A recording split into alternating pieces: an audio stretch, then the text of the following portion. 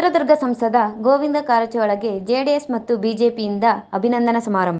ಪಾವಗಡ ಪಟ್ಟಣದ ಎಸ್ಎಸ್ಕೆ ರಂಗಮಂದಿರದಲ್ಲಿ ಜೆಡಿಎಸ್ ಮತ್ತು ಬಿಜೆಪಿ ತಾಲೂಕು ಘಟಕ ಆಯೋಜಿಸಿದ್ದ ಅಭಿನಂದನಾ ಸಮಾರಂಭದಲ್ಲಿ ನೂತನ ಚಿತ್ರದುರ್ಗ ಸಂಸದ ಗೋವಿಂದ ಕಾರಜೋಳರವರು ಮಾತನಾಡುತ್ತಾ, ಶೀಘ್ರದಲ್ಲಿಯೇ ನೀರಾವರಿ ಯೋಜನೆಗಳ ಕಾಮಗಾರಿ ವೇಗವಾಗಿ ಹೆಚ್ಚಿಸುವಂತೆ ಸಂಬಂಧಿಸಿದ ಸಚಿವರು, ಅಧಿಕಾರಿಗಳೊಂದಿಗೆ ಚರ್ಚಿಸಿ ಅನುಕೂಲ ಮಾಡಿಕೊಡಲಾಗುವುದು ಎಂದರು. ಮಹದಾಯಿ ಯೋಜನೆ, ಭದ್ರಾ ಮೇಲ್ದಂಡೆ ಯೋಜನೆಗಳ ಸಮಗ್ರ ವರದಿ ನೀಡಲಾಗಿದೆ. ತಾಲೂಕಿನಲ್ಲಿ ಶಿಕ್ಷಣ, ಆರೋಗ್ಯಕ್ಕೆ ಒತ್ತು ನೀಡಲಾಗುವುದು. ತಿಂಗಳಿಗೊಮ್ಮೆ ತಾಲೂಕಿಗೆ ಆಗಮಿಸಿ ಒಂದು ದಿನ ಪೂರ್ತಿ ಜನತೆಯಿಂದ ಅಹವಾಲು ಸ್ವೀಕರಿಸಲಾಗುವುದು ಎಂದು ತಿಳಿಸುತ್ತಾ, ಪಾವಗಡ ತಾಲೂಕಿಗೆ ನೀರಾವರಿ ಅತ್ಯವಶ್ಯಕವೆಂದು ರೈತರಿಗೆ ಅನುಕೂಲವಾಗುವ ರೀತಿ ನೀರಾವರಿ ಯೋಜನೆಗಳನ್ನು ಕೈಗೊಳ್ಳಲಾಗುವುದು ಎಂದು ಚಿತ್ರದುರ್ಗ ಲೋಕಸಭಾ ಸದಸ್ಯ ಗೋವಿಂದ ಕಾರಜೋಳ ತಿಳಿಸಿದರು.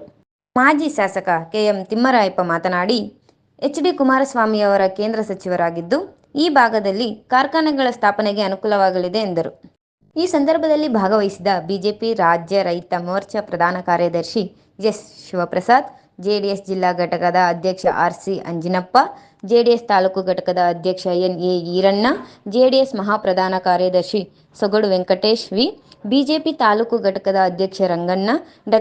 ಜಿ. ವೆಂಕಟರಾಮಯ್ಯ, ಎನ್. ತಿಮ್ಮಾರೆಡ್ಡಿ, ಬಲರಾಮರೆಡ್ಡಿ, ಕೊತ್ತೂರು ನಾಗೇಶ್, ಹನುಮಂತರಾಯಪ್ಪ, ಕೊತ್ತೂರು, ಅಕ್ಕಲಪ್ಪ ನಾಯ್ಡು, ಮನು ಮಹೇಶ್, ಬ್ಯಾಡ್ನೂರು ಶಿವು, ಅಂಬಿಕಾ ರಮೇಶ್, ಗಂಗಾಧರ್ ನಾಯ್ಡು, ಆಂಜನೇಯ ಹಾಗೂ ಜೆಡಿಎಸ್ ಮತ್ತು ಬಿಜೆಪಿ ಮುಖಂಡರುಗಳು, ಕಾರ್ಯಕರ್ತರು ಹೆಚ್ಚಿನ ಸಂಖ್ಯೆಯಲ್ಲಿ ಭಾಗವಹಿಸಿದ್ದರು.